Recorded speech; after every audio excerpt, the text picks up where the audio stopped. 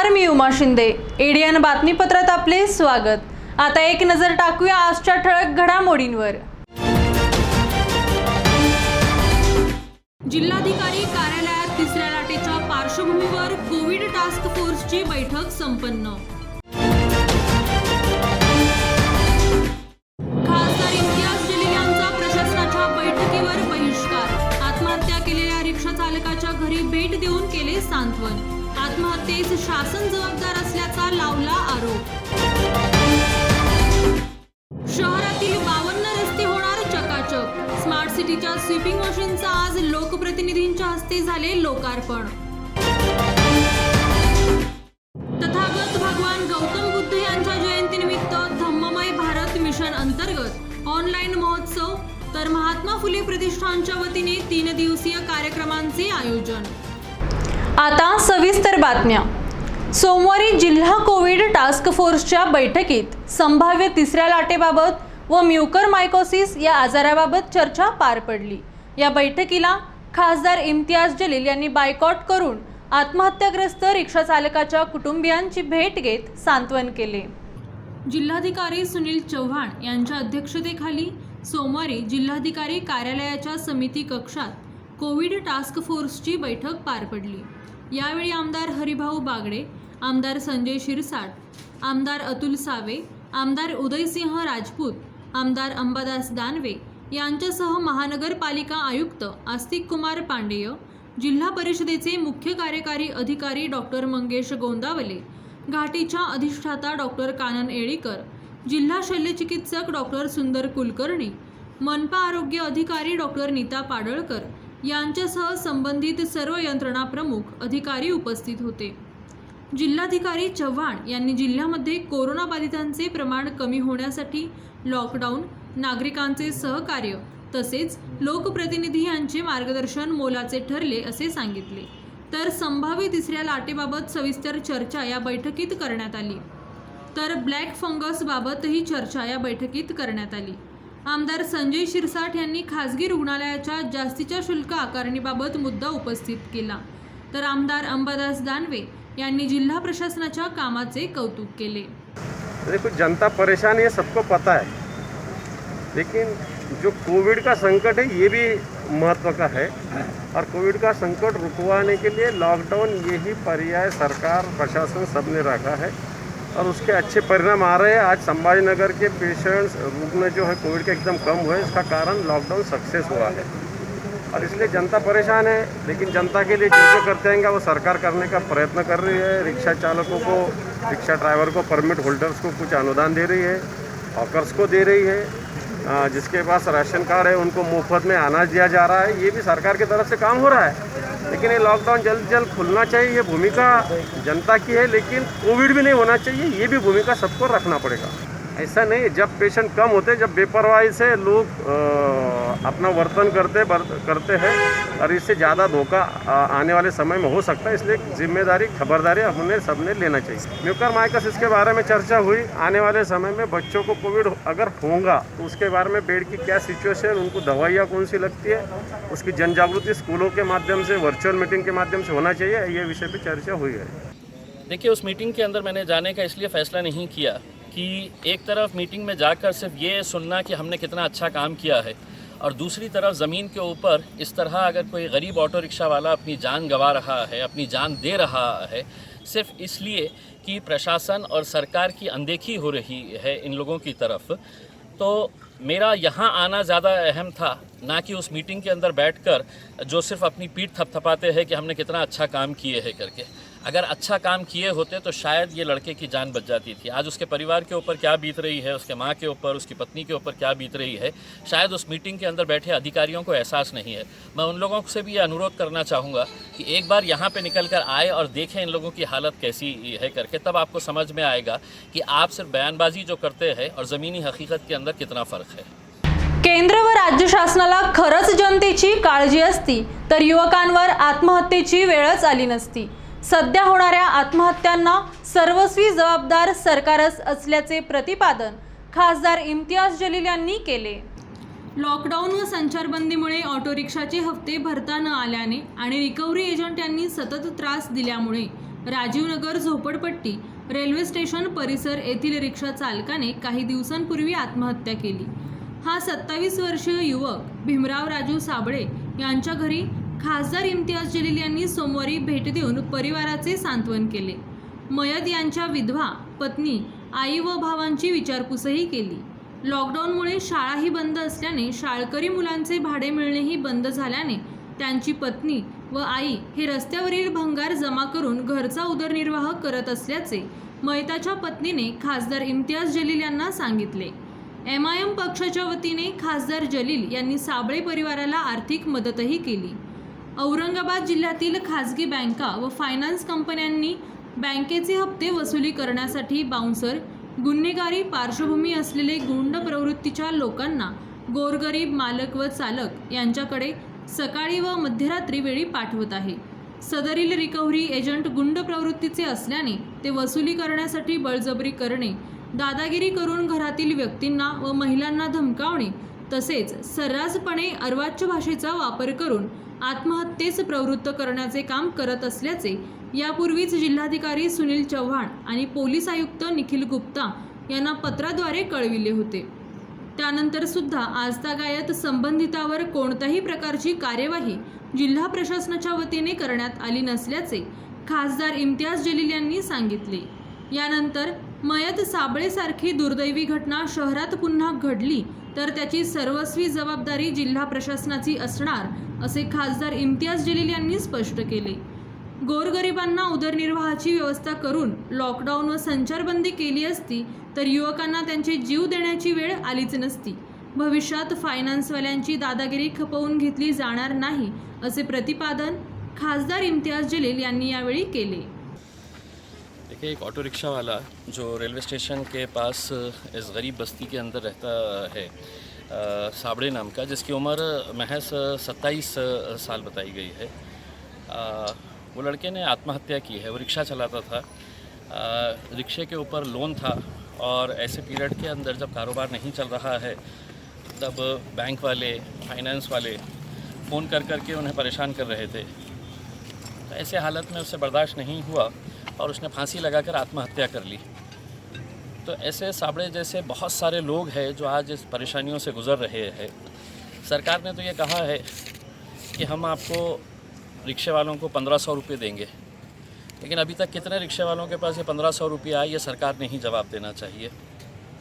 दूसरा ये है कि अगर पूरी तरह से अगर लॉकडाउन है, लोग सड़कों के ऊपर नहीं है, तो ऑटो रिक्शा अगर बाहर निकल भी रहे हैं तो उनको गिराक नहीं मिल रहे हैं। दिन भर बैठने के बाद 2-2, 3-3 मुश्किल से गिराक मिलते हैं, उससे अपना पेट भरेंगे या इंस्टॉलमेंट भरेंगे। तो हमारी मुख्यमंत्री उद्धव ठाकरे साहब से और प्रधानमंत्री साहब से विनती है कि टीवी के ऊपर आते वक्त इन गरीबों के बारे में भी फिक्र करें, क्योंकि ऐसे नौजवान लड़कों की अगर मौत हो रही है, वो अपनी जान दे रहे हैं, तो इसके लिए कोई ना कोई तो जिम्मेदार है और ये जिम्मेदारी सीधा सरकार के ऊपर जाती है। हम सरकार से यही अनुरोध करते हैं कि साबड़े जैसा दोबारा केस हमारे शहर के अंदर या हमारे राज्य के अंदर नहीं होना चाहिए। इसकी पूरी दक्षता देकर सरकार ने जल्द से जल्द इनको किस तरह की राहत दी जा सकती है, चाहे वो फाइनेंस कंपनियों की तरफ से और बैंक के जितने भी रिकवरी एजेंट्स है। हमने पुलिस को और प्रशासन को साफ़ तरीके से ये ताकीद की है और ये बताया है कि अगर कोई ज़ोर ज़बरदस्ती की गई कोई फाइनेंस कंपनी की तरफ से और बैंक्स की तरफ से, क्योंकि इस पीरियड के अंदर लोगों को पैसा देने के लिए है ही नहीं, और ये रिकवरी एजेंट्स अगर दादागिरी के बल के ऊपर कभी गाड़ियाँ उठाकर लेकर जा रहे हैं, कभी उनके घर वालों को परेशान कर रहे हैं, तो ये किसी सूरत के अंदर बर्दाश्त नहीं किया जाएगा। और इसके लिए पूरी तरह से स्थानिक प्रशासन और स्थानिक पुलिस इसके लिए जिम्मेदार रहेगी। हमने लिखित रूप के अंदर दिया है, तो हम उम्मीद करते हैं इसके ऊपर जल्द से जल्द है तो प्रशासन कोई ना कोई कार्रवाई। कोविड फ्रंटलाईन वर्कर म्हणून मान्यता मिळावी यासह अन्य मागण्यांसाठी वीज अधिकारी कर्मचाऱ्यांनी काम बंद आंदोलन पुकारले आहे। राज्य सरकार आणि वीज कंपनी प्रशासनाच्या दुटप्पी धोरणाविरोधात राज्यातील वीज कामगार, अधिकारी, कर्मचारी, अभियंत्यांनी रविवारी मध्यरात्रीपासून संप पुकारला आहे। आपत्कालीन कोविड सेंटर, हॉस्पिटल आणि ग्राहकांची वीज सेवा अखंडित सुरू ठेवण्याची कामे फक्त या काळात केली जातील। ग्राहकांची वीज वितरण सुरू राहील, यात व्यत्यय आले तर दूर केले जातील, मात्र नवीन कनेक्शन, नवीन मीटर मिळणार नाही। ग्राहकांच्या नावात बदल करणे, स्थळ तपासणी करणे, सर्वेक्षण करणे, थकीत बिल वसुली करणे, नोटीस देणे, देखभाल दुरुस्ती, मीटर रीडिंग आदी कामे बंद ठेवण्याचा निर्णय संघटनांनी घेतला आहे. उर्वरित कामे बंद असतील असे संयुक्त कृती समितीच्या वतीने कळवण्यात आले आहे. जोपर्यंत मागण्या मान्य होत नाहीत तोपर्यंत आंदोलन सुरू राहणार असल्याचे सब कोऑर्डिनेट इंजिनियर असोसिएशनचे प्रादेशिक सचिव अविनाश चव्हाण, कामगार महासंघाचे कार्याध्यक्ष अरुण पिवळ, तांत्रिक कर्मचारी संघटनेचे कैलास गोरकर, पांडुरंग पठाडे, प्रशांत साळुंके आदींनी सांगितले आहे. यांच्या मागण्यांविषयी संघटनेच्या नेत्यांनी एडीएन सोबत बोलताना अधिक माहिती दिली आहे. आजच्या या आंदोलनामध्ये आम्ही जे काम बंद आंदोलन म्हणजे कुठल्याही ग्राहकाला, वीज ग्राहकाला आमच्या या आंदोलनामुळे त्रास होणार नाही याची आम्ही खबरदारी घेतलेली आहे. यामध्ये प्रामुख्याने आम्ही प्रत्येक वीज ग्राहकाला अखंडित वीज पुरवठा मिळावा यासाठी प्रयत्नशील राहणार आहोत. परंतु शासन आणि प्रशासनाच्या विरोधामध्ये काम बंद आंदोलन म्हणजे आम्ही पेन डाऊन आणि कार्यालयीन जे काही कामं आहेत ते कामकाज आम्ही बंद ठेवणार आहोत. आहे प्रत्येक कर्मचारी त्या ऑफिसमधला त्याची पोस्टिंग आहे तिथे तो बसणार आहे, परंतु काम कुठलंही करणार नाही आहे. अत्यावश्यक सेवेमध्ये जे वीज यंत्रणेशी निगडीत आहे, विद्युत पुरवठा सुरळीत ठेवण्याच्या निगडीत जे आहे तेवढंच काम आम्ही इथे करणार आहोत. शासनाने जर आमच्या मागण्यांचा विचार केला नाही तर नक्कीच यापुढचं आंदोलन हे कठीण स्वरूपात होईल, हे शासनाने आणि प्रशासनाने लक्षात घ्यावं एवढीच या प्रसारमाध्यमांना मी विनंती करतो आहे. जिल्हा प्रशासनाने दुकानांना लावलेले सील उघडण्यात यावे व पावसाळ्यापूर्वी लॉकडाऊनमध्ये अंशतः शिथिलता द्यावी अशी मागणी माजी खासदार चंद्रकांत खैरे यांनी केंद्राकडे केली. एक तर लॉकडाऊन लावताना हे लोक त्यांनी विचार घेतला पाहिजे स्थानिक अधिकारी. आज प्रॉब्लेम असा झाला म्हटलं की विशिष्ट भागात दुकानं उघड्या आणि हिंदू एरियामध्ये त्यांनी दुकानं सगळ्या त्या ठिकाणी बंद, लॉक हे करणं. एक तर व्यापाऱ्यांमध्ये आमच्याबद्दलची नाराजी निर्माण होते आणि ती जर असं असेल तर योग्य नाही करायचं. कायदा सगळं असं मागे पत्र दिलं. आता एक पत्र मी असं दिलं की आता कोणत्याही परिस्थितीमध्ये त्यांची उद्या मीटिंग आहे मुख्यमंत्र्यांच्या सोबत आणि अधिकाऱ्यांच्या सोबत. त्यांची उद्या मीटिंग आहे की पुढचं लॉकडाऊन कधी करायचं. पुढचं लॉकडाऊन जे आहे ते उद्या निर्णय घेतील. परंतु प्रत्यक्षात मी त्यांना हे सांगितलं की सकाळी 7 ते 12 त्या ठिकाणी तुम्ही सर्व दुकानं उघडून ठेवा. म्हणजे जे व्यापारी आज त्यांना जे अडचण व्हायला लागली, नुकसान व्हायला लागलं, ते नुकसान होणार नाही. परंतु मग 12च्या नंतर म्हणजे 1च्या नंतर तुम्ही एकही दुकान, एकही माणूस रस्ता दिसला नाही पाहिजे आणि म्हणजे कोणतंच उघडलं नाही पाहिजे. हे जर तुम्ही केलं तर सांगा म्हणजे दुपारी 12 किंवा 1 वाजेपासून दुसऱ्या दिवशी सकाळी 7 वाजेपर्यंत जर समजा एकदमच कोणी निर्मनुष्य दिसला ॲटोमॅटिकली हा कोरोना नष्ट होईल. हे असं नाही केलं तर उद्यापासून सगळे व्यापारी बांधव जे आहे ते मोठं आंदोलन करतील. महाराष्ट्रात आंदोलन होणार आहे. त्यापेक्षा आपण हे सजेशन केलेलं हे सगळ्यात उत्तम राहील आणि सगळे आनंदात की 12 वाजता जर दुकानं बंद केलं आम्ही सकाळी 7 ते 12 तर आमचं काही नाही आहे. आम्ही सगळं व्यवस्थित करून दुसऱ्याची परत स्वागत करतो. आता तर सध्या काय झालं की त्यांना व्यापाऱ्यांना त्यांची आता दुकानं उघडून साफसफाई वगैरे त्याच्यात वेळ झाला तर त्याच्यामुळे त्यांना सूट द्यावी असं मी त्या ठिकाणी सांगितलं आहे आणि फक्त एकतर्फी निर्णय घेऊ नये हे पण त्यांना सांगितलं. घाटी रुग्णालयात काम करणारे कंत्राटी कामगारांना शासकीय सेवेत सामावून घ्यावे अशी मागणी आयटकच्या वतीने लोकप्रतिनिधींकडे करण्यात आली. सोमवारी जिल्हाधिकारी कार्यालयात कोविड टास्क फोर्सची बैठक झाली. या बैठकीत सहभागी झालेले आमदार संजय शिरसाट व आमदार सतीश चव्हाण यांना निवेदन देण्यात आले. यापूर्वी खासदार इम्तियाज जलील यांनाही निवेदन देण्यात आले आहे. सद्यस्थितीत घाटी रुग्णालयातील कंत्राटी कामगारांना 242 रुपये रोजच्या अतिशय तुटपुंजा पगारावर काम करावे लागत आहे. त्यांना कायमस्वरूपी सामावून घेण्यासाठी औरंगाबादच्या लोकप्रतिनिधींनी आयटकतर्फे निवेदन देऊन कायमस्वरूपी करण्याची मागणी सोमवारी करण्यात आली. अक्षरशः रुग्णांचे डायपर बदलण्याचे कामही या कामगारांना करावे लागते. PPE किट, मास्क, सॅनिटायझर या सुरक्षा नसतानाही या कामगारांनी रुग्णसेवा केली आहे. त्यांनी नोकरीत कायम करा, पगारवाढ करा, पगार वेळेवर द्या या मागणीसाठी साखळी उपोषण केले आहे. सोमवारी संघटनेचे महासचिव ॲडव्होकेट अभय टाकसाळ, विकास गायकवाड, गजानन खंदारे, महेंद्र मिसाळ, आनंद सुरडकर, अमोल सरोदे, भालचंद्र चौधरी आदी उपस्थित होते.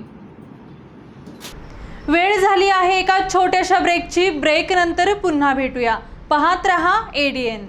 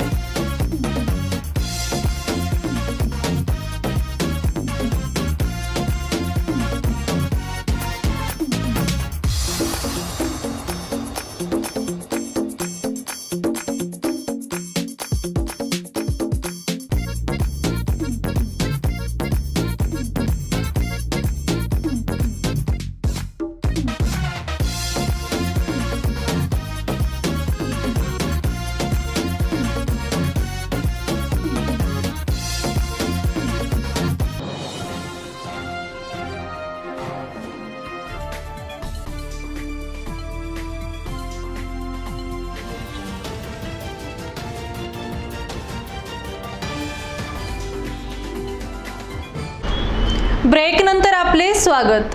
शहरातील रस्त्यावरील धूळ साफ करण्यासाठी मनपाकडून 3 स्वीपिंग मशीन खरेदी करण्यात आल्या असून त्यांचे लोकार्पण आज जिल्हाधिकारी कार्यालयात पार पडले.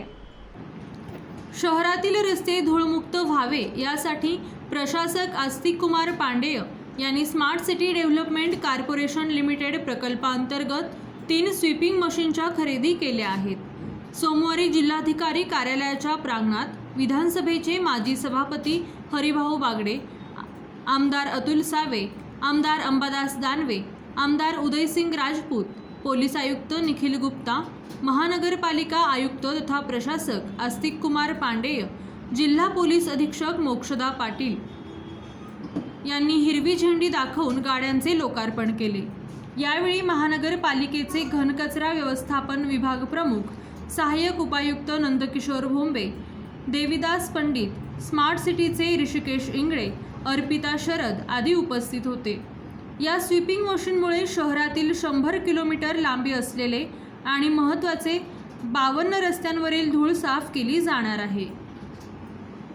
थकीत वीज बिलापोटी लाईट कट करण्यात येऊ नये अशी मागणी युवा जंक्शन संघटनेच्या वतीने करण्यात आली।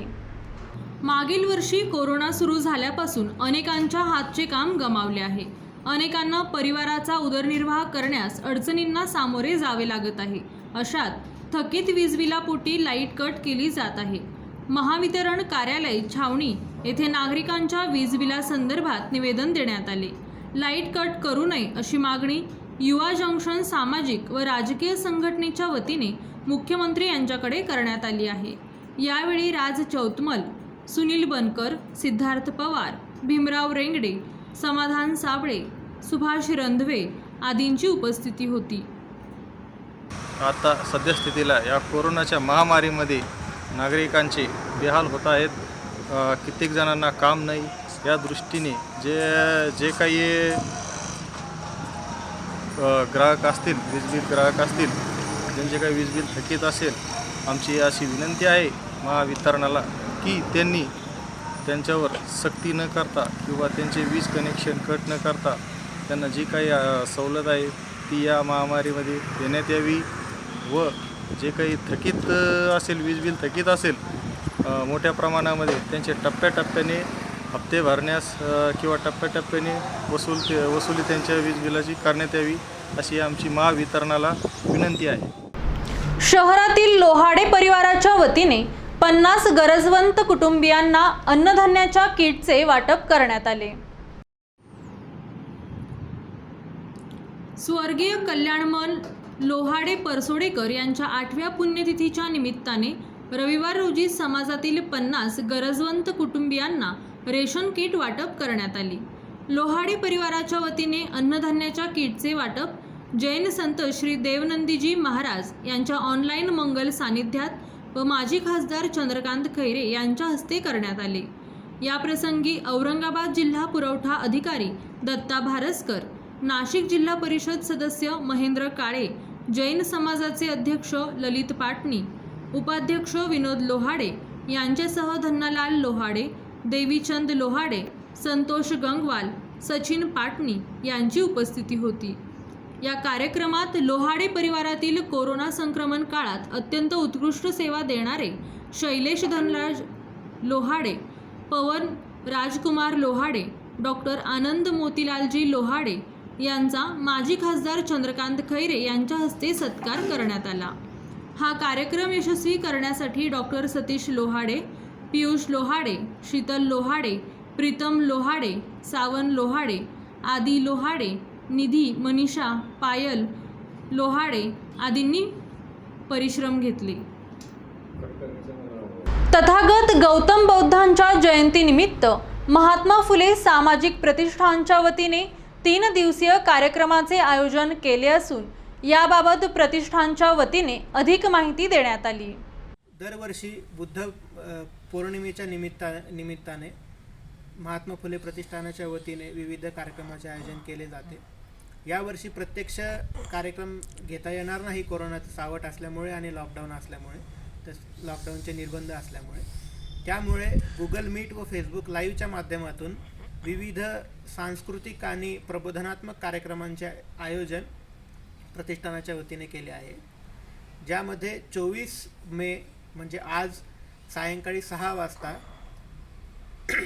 शाहीर गौतम गवई यांच्या संचात बुद्ध यांच्या संचातर्फे बुद्ध भीमगीतांचा कार्यक्रम होईल। उद्या दिनांक 25 मे रोजी कवी संमेलन होईल, यामध्ये विद्रोही कवयित्री डॉक्टर प्रतिभा आहिरे या कवी संमेलनाच्या अध्यक्षस्थानी राहणार आहेत। बुद्ध जयंतीच्या दिवशी म्हणजे बुधवारी 26 मे रोजी सकाळी 11 वाजता डॉक्टर बाबासाहेब आंबेडकर यांनी दिलेला खरा क्रांतिधम्म आणि आजचे जळते प्रश्न या विषयावरती डॉक्टर यशवंत मनोहर यांचे व्याख्यान होईल। या कार्यक्रमाला जास्तीत जास्त संख्येने सहभागी व्हावे असे आवाहन प्रतिष्ठानाचे अध्यक्ष डॉक्टर शेखर मगर, सल्लागार राजानंद सुरडकर, सचिव संतोष गडकरी, सहसचिव सचिन सुरडकर आणि निमंत्रक मुकुल निकाळजे यांनी केलेले आहे। धम्ममय भारत मिशन अंतर्गत ऑनलाईन बौद्ध जयंती महोत्सवाचे आयोजन करण्यात आले असून याबाबत भिक्खू ज्ञानरक्षित थेरो यांनी एडियन सोबत बोलताना अधिक माहिती दिली. आम्ही धम्ममय भारत मिशनच्या अंतर्गत आपल्या ज्ञान सत्यशोधक या यूट्यूब चॅनलवर समोरील ऑनलाईन कार्यक्रम आयोजित केले आहे. सकाळी 5 वाजेपासून तर रात्री 9 वाजेपर्यंत बुद्ध पौर्णिमेला 26 मे 2021 रोजी हे कार्यक्रम त्या चॅनलवर आयोजित केले आहे.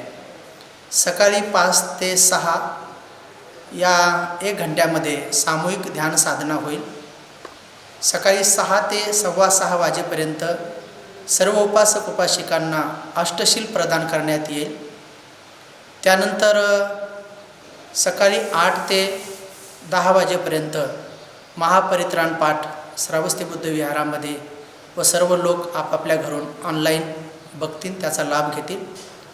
त्यानंतर 10 ते 11 वाजेपर्यंत 108 पुष्पाने तथागत भगवान बुद्धाच्या मूर्तीची रूपाची पूजा केल्या जाईल व जयंती साजरी केल्या जाईल.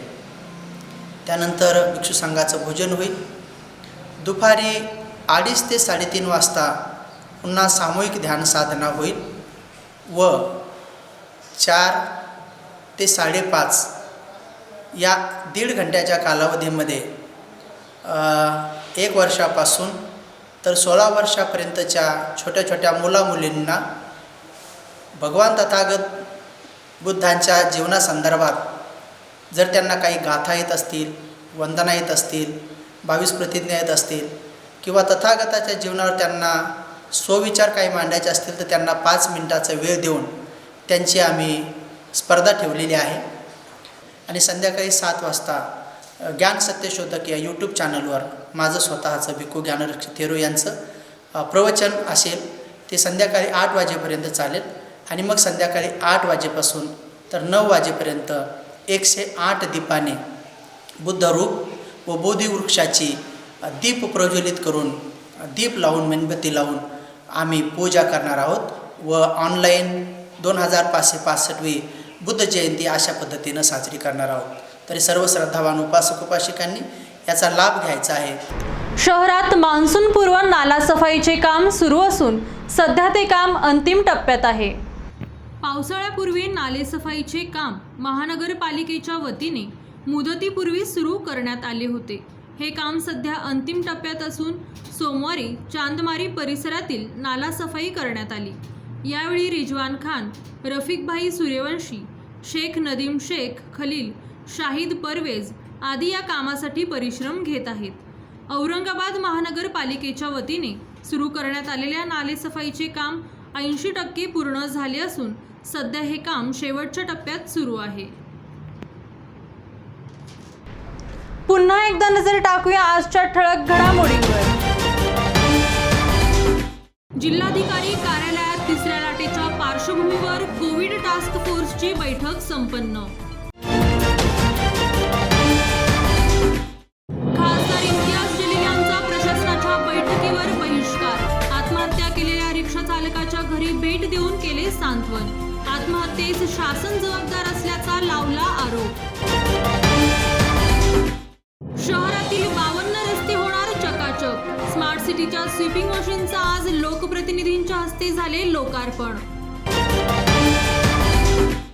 तथागत भगवान गौतम बुद्ध यांच्या जयंतीनिमित्त धम्ममय भारत मिशन अंतर्गत ऑनलाईन महोत्सव तर महात्मा फुले प्रतिष्ठानच्या वतीने 3 दिवसीय कार्यक्रमांचे आयोजन. आजचे हे बातमीपत्र इथेच संपले. पुन्हा भेटूया पुढील बातमीपत्रात. कोरोनाला हरवण्यासाठी नियमांचे पालन करा आणि पाहत रहा ADN.